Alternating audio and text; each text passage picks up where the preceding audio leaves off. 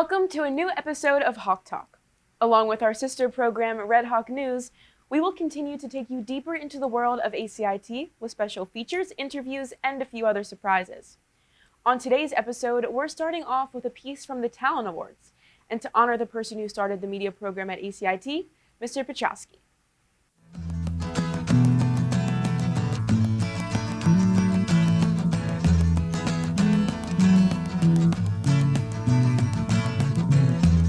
Leaves are falling all around. Time I was on my way. Thanks to you, I'm much obliged for such a pleasant stay.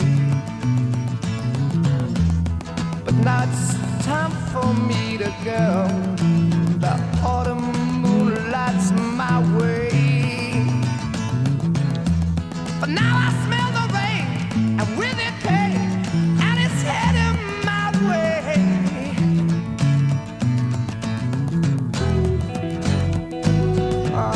Sometimes I grow so tired. Mr. Petrowski, or Mr. P, came to ACIT after a unique work career that included media director and high school principal. After graduating from LaSalle University in Philadelphia, he began a professional basketball career that would take him around the world. At the hub of the Explorer's scrappy defense is a tower of strength by the name of Tom Petrowski, the first legitimate 7-footer in Big Five history. The object in basketball is to do something or anything near the hoop, and as a center, you're always in the core. So I think it's important for a center, especially in basketball, to learn to be able to do everything good, because he's always the closest one to the basket. Then to be a good team, you have to have a good inside strength. His first stop was with the Portland Trail Blazers in the NBA.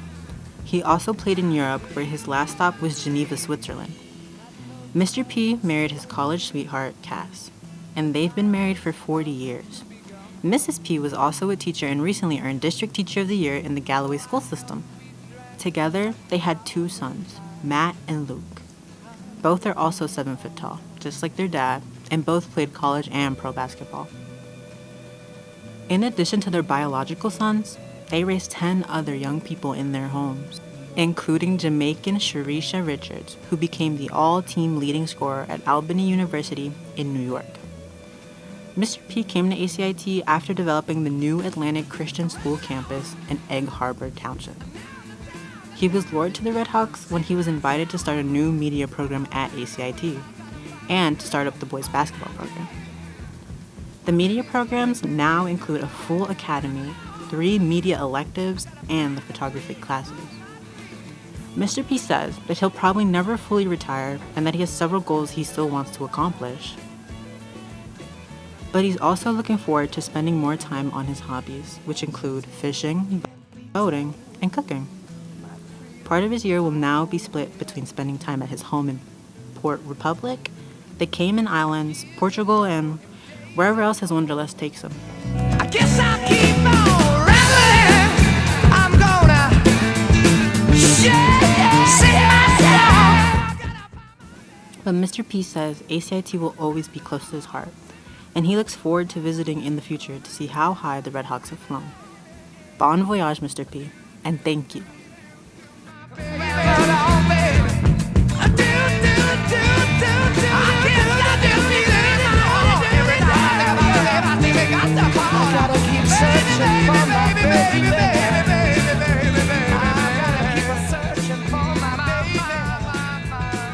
I try to say it as much as possible in the classroom, and that is, and it's kind of corny because at ACIT, our motto is pursue what you love.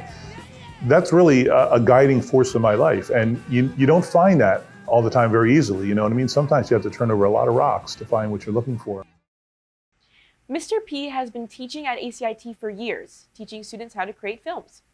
As he always says, it's the wizard, not the wand. His influence will never be forgotten. Speaking of teachers who influence ACIT, Hannah has a sneak peek of an upcoming feature. My name is Mrs. Scone, and I teach AP Seminar and AP Lang here at ACIT, and I'm also an instructional coach. So I go around, I help teachers with different strategies, lesson plans in their classrooms.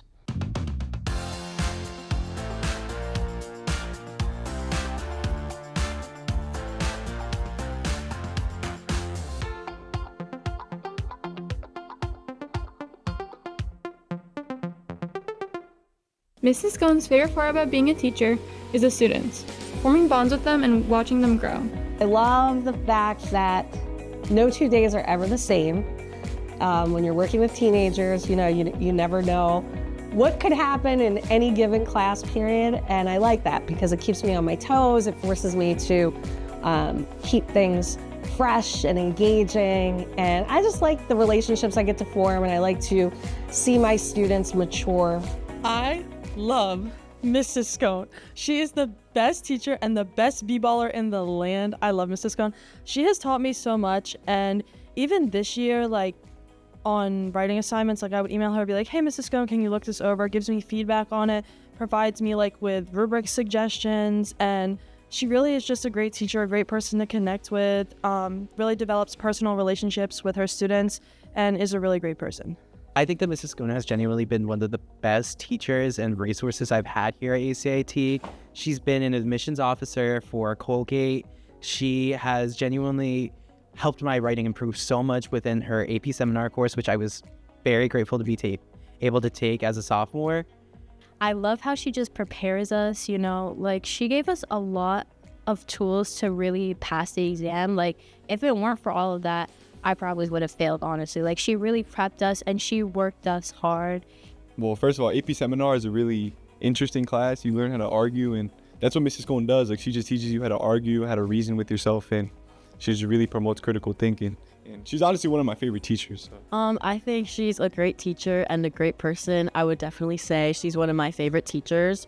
Her class teaches you a lot, and I can't wait for that feature. May 4th is globally known as Star Wars Day, derived from the famous quote, "May the Force be with you," usually said as a form of luck. Reese will tell you more about its history. Since 2019, May 4th has been celebrated as Star Wars Day, under the pun, "May the 4th be with you," derived from the quote, "May the Force be with you," from the movies. Star Wars started as a film franchise created by George Lucas, a sci-fi drama that quickly gathered fans from all over the world. At least as my parents tell me, the first movie I saw in the theater was Return of the Jedi in 1983. And I know when I was a little kid, that was like my favorite because it had all the creatures and the monsters, and it was a little bit more lighthearted, especially earlier in the movie. But I really have always been into it because when I was a kid, I liked the pew-pews and the lightsaber battles and all the fun special effects. And I'd probably say the music is my favorite part of it because any John Williams soundtrack is amazing and makes any movie perfect. And I'd probably say my favorite thing about it is it's a simple story that is, believe it or not, relatable in the world we live in, the world we've grown up in, and everything like that. The battle between good and evil and light and dark and things like that. And especially some of the current stuff takes a lot of real world issues and flips it into a sci-fi mode, which I can relate to and appreciate a little more. But while it still has its moments where it's for kids and it can be fun and silly and things like that. Originally, in 2007, the celebratory day was set to be on May 25th, the release date of the first film, but it was later decided that May 4th suited it more. Following this, the day has been filled with Star Wars movie marathons, graphic tees, and fan-held events. For Red Hawk News, I'm Reese McKnight. That was some amazing insight. We'll be right back after this quick break.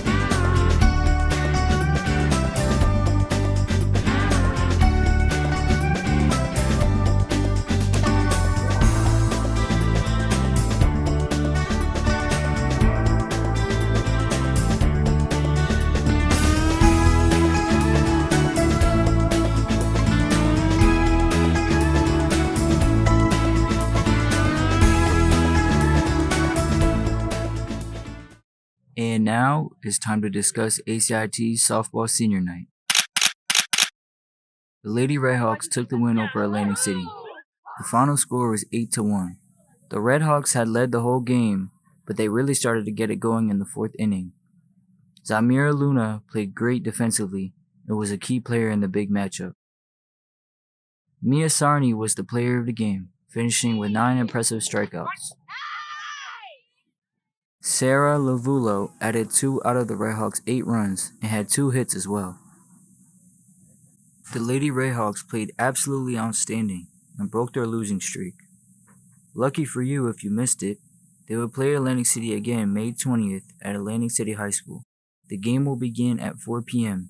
Hope to see you there. Welcome back.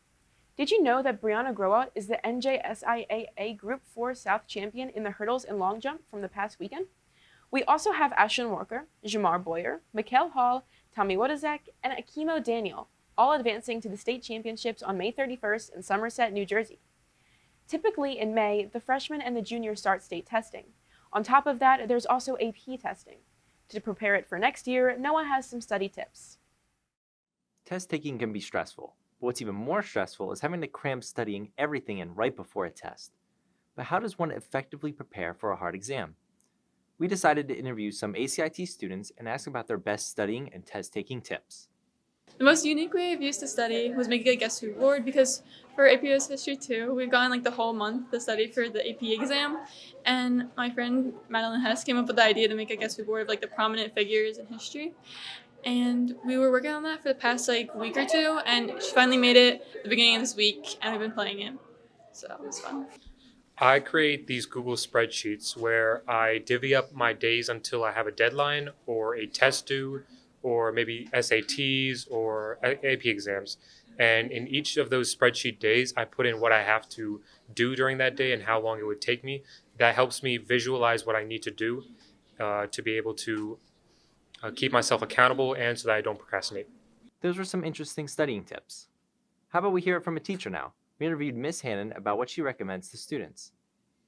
The best piece of advice I could give you is don't try to cram the night before. Always do a little bit of studying each day for a couple of weeks, 15 minutes before you go to sleep. It'll be perfect. Also, make sure that you have a nice, comfy study area that's quiet, free of distractions. Make sure you're taking breaks and eating and getting plenty of sleep. Finally, we sent out a survey to all the ACIT students about their studying habits. With 138 responses, here are the results. Just about 96% of students prefer listening to music while they're studying. Most students prefer studying alone than studying in any kind of group. Finally, only 45% of students prefer studying digitally rather than physically. For Red Hawk Media, I'm Noah Simon. That's some helpful advice. I might even use it. Testing usually causes me stress. Thankfully, there's a new edition of Word on the Street, this time on the topic of stress and how students cope with it. With testing and benchmarks written on the corner, many students have many ways to relieve their anxiety. Everyone copes with stress in their own unique way. We spoke with some students about how they relieve their stress.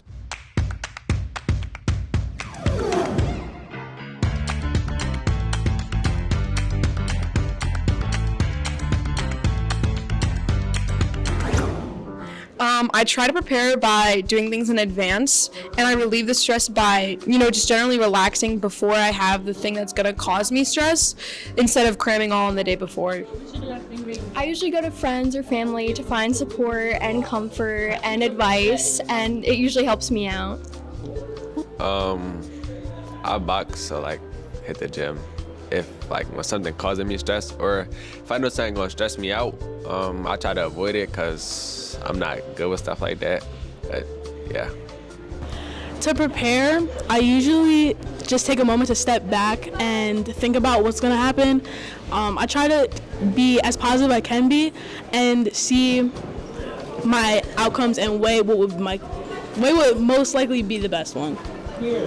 So to relieve the stress of something that'll cause me stress, I usually like to just listen to music and really try and focus in on what I have to study for. Juggling school, work, and potentially extracurricular activities can get overwhelming at times. We asked students about what they do to manage their everyday lives. I make a list of everything that I need to do for each class so that I'm on top of my work when I get home from school and practice. I kind of just do my work as it's posted, and then that's that. I'm never late or missing work, so. I never have homework to do because I always finish my assignments in class, and so I don't have to do it at home. I handle my schoolwork and extracurricular activities by making sure I always have time to stay on top of that stuff so that it doesn't build up and then cause stress. So I always reserve time in my life to get things done so that I'm not stressed out and working till the due date. How I handle my school life and extracurricular activities, what I would recommend is to have a schedule set in place where you're like, okay, this time I do this time I do that. Have a to-do list, okay, this is what I gotta do for the day. So you can just take a glance at it and be like, this is what I do. How I actually go about it is oh, I gotta do this thing, and then I'll sleep. I would study or usually prepare myself for whatever I have to do in a subject. If it's math, I would usually just study overnight or just study before the test starts. Or usually I would for example, if it's photography, I'd use skills I already did in the past. Hey, I procrastinate all the time. I even procrastinated making this video. We asked students about how they stop procrastinating. To stop procrastinating, just turn your phone off, lock in, just do your work when you have to do it, and just realize that if I don't do it now, it's never gonna get done, and you'll just lock in. I say you remember your goals and that you really put your mind to it and think about your future, Yeah. Oh, I would just say better time management. You just have to tell yourself to stop. You just have to be like, no, you're not procrastinating today. You can also get a friend and hold your friend accountable for procrastinating, because then they'll hold you accountable. And a good way to do that is through a spreadsheet. It does help. It takes strength to face mental health challenges. You're not alone, and make sure to reach out to friends, family, or counselors if you're facing mental health struggles.